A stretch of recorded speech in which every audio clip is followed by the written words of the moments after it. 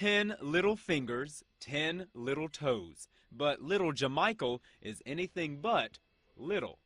They call him the Moose up here. Michael Brown says he's okay with his son's new nickname. Well, Dr. Kirk told us it's going to be about 12, but when he pulled him out, it was a different story. Jamichael came into the world with a head full of hair. He weighed in at 16 pounds, 24 inches long, with a 17-inch chest. The biggest baby born at Good Shepherd Hospital in Longview. I'm just excited that he's here. Mom Janet tells us this is her fourth child. Her largest weighed in at 8 pounds. That was until this morning when Jamichael arrived after a scheduled cesarean section. So this is it, no more. Wow, this is really going to be big. All we could see was big cheeks. The nurses are cautiously excited about the newest addition to the maternity ward. They're trying to get little Jamichael's blood sugar levels up. He's also not breathing on his own right now. His parents say they're grateful for everyone's prayers and support. I'm just hoping he be healthy. Dad says he sees football in his son's future.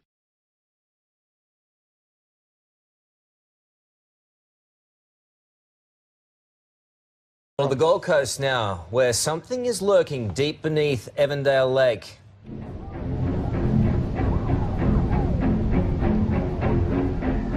That's music from the lake. Just yesterday, residents fear a shark may be inhabiting the popular swimming spot, but experts are yet to find out. For more on the mysterious sightings, I'm joined by shark expert Paul Burt. Good morning to you, Paul. Hey, Carl. That was a very big build-up. How low-key are you up there on the Gold Coast? Story of my life. Story of my life, mate. Great production. Just not good at the end. Focus. Ready to go. Now listen. Hey, hey, what's going on behind you? The ducks just landed, mate. I think, look, this is the lake at Evandale, the Gold Coast City Council chambers, where there's been a possible sighting of a Noah, the man in the grey suit, or what we call a shark. Is it really a shark? I don't think so. Look, there's a slight possibility it could be, but reality is, mate, look, the council put a bait fish net out there. I'm going to give you one chance to catch this shark. You've got one chance and one chance only. Off you go. All right, well, if I had a mayoral candidate down here in the water, I'd probably do all right. No excuses. Off you go. Yeah, here we go. Here we go. Excellent cast. We'll just wait for the lure to land. Still going. There we go. Wow. Woo! Here we go. It's out there. And it's come. There we go. You got a duck. I got a bird. I got a bird. I got a. Oh no. Oh no. I'd go to another enough. shot. Okay, stop now, stop now. Stop now, stop now, stop now. That's enough. Well, that didn't end well, did it?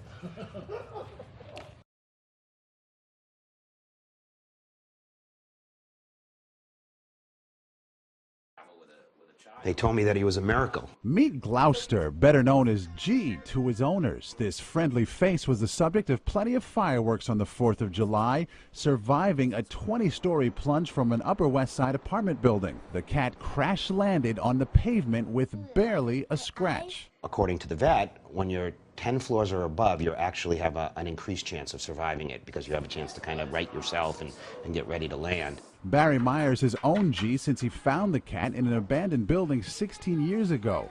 The Myers mistakenly left the window cracked when they left for a long weekend, not knowing the danger in store for their curious cat. In all the years we've been here, he's never even looked at the window, let alone, peeked his head out or anything. I assume he saw something and leaned out and tried to take a swing at it. Lucky for G, he was discovered by a woman out walking her dog. She gave him water and called for help.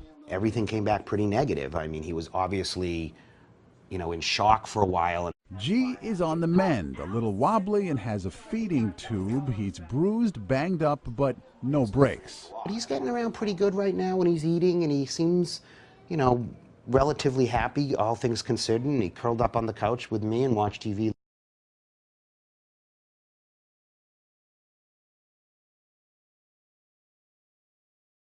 Away, and Delray, southwest Detroit. DTE crews did a power push and got the lights back on about 8 o'clock Wednesday night. Delray's been dark for 5 days.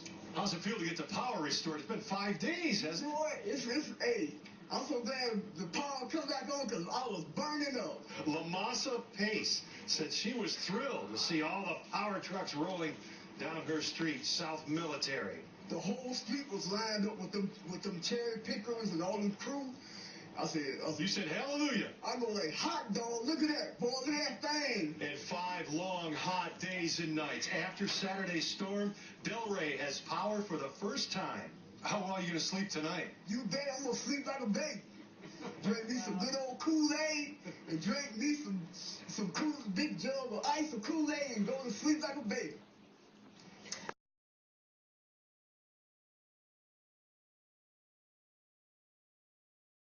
Enhancing drugs. Allegations he's denied. The trial will pit the word of clements against that of 2 former close associates who are expected to be star witnesses. Former trainer Brian McNamee and teammates Andy Pettit. Well, let's talk some more about this because joining us from our New York studio is Ben Walker, who's the baseball editor for the Associated Press. Ben, I know that you've been covering Roger Clemens' career for the best part of the last 23 years. Just remind us how big a name he is in the sport of baseball.